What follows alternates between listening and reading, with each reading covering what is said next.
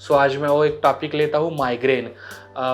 मैं बहुत सालों से पेशेंट देखता हूँ, बहुत सालों से देखता रहा हूँ और हम उनको जनरली परमानेंट हीलिंग की तरफ लेके जाते हैं। और जब मेरे पास मीट करते पेशेंट, मैं उनको जो पैटर्न बताता हूँ तो वो उससे भी खुश हो जाते, क्योंकि माइग्रेन जनरली जब होता है तब वो बहुत से बार ऐसा कभी कभी किसी को अटैक टाइप का आता है, यानी सर के पीछे से दुख के आना, या किसी का यहाँ पे एकदम थ्रोम्बिंग पेन रहता है, जैसे लप लप लप करता है, उसको लाइट सहन होती है उस समय में, उसके थोड़ा सा अंधेरे जैसे चक्कर आती है, फिर उस समय में वो चिड़चिड़ापन करता है, फिर उस समय वो किसी के जोर की बातें सुन नहीं सकता है।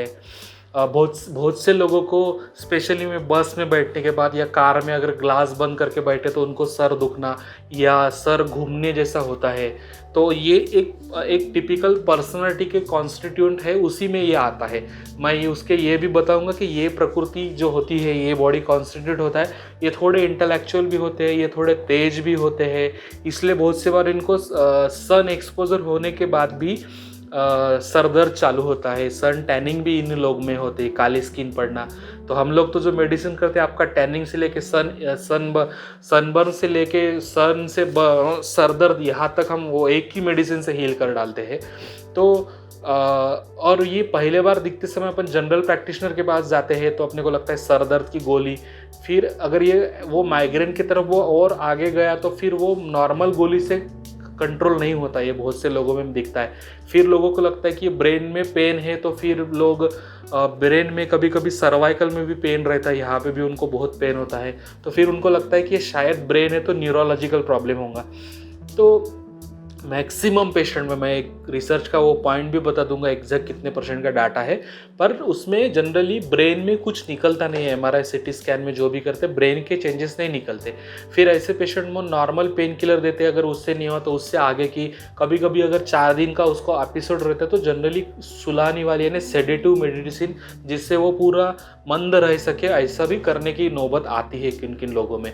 तो इनके लिए हमारे पास बहुत ही बढ़िया सोल्यूशन है कि ये अटैक ही हम पूरा रोका सकते हैं।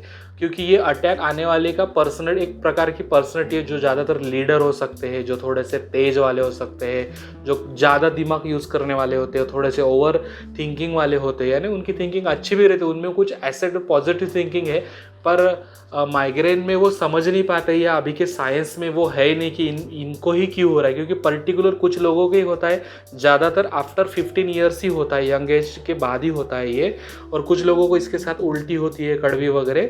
तो इसका जो रिलेशन है वो डायरेक्टली गट से है आयुर्वेदा के हिसाब से। और इसके साथ कभी कभी भी स्पाइन का स्पॉन्डिलाइटिस भी आने के चांसेस रहते हैं उनको।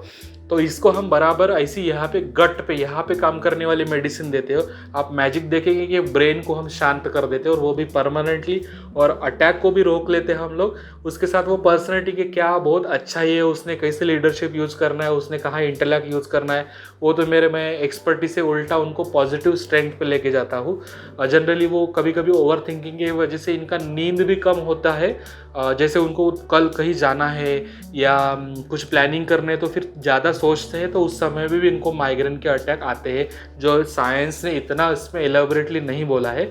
तो धूप से भी हो सकता है, ओवर थिंकिंग से भी हो सकता है, कुछ स्पाइसी डाइट से भी हो सकता है। और हम इसको बराबर अटैक पूरा उसका ओरिजिन जो आयुर्वेद में बताया उस पर ही करते हैं, उसी पे हील करने वाली मेडिसिन ऐसे करते ताकि वो परमानेंट चला जाए, और उसको एज ए स्ट्रेंथ करके यूज़ करने सके। सो जिसको भी आपको सहायता चाहिए, तो you are invited, you are welcome in Anand Lok health foundation.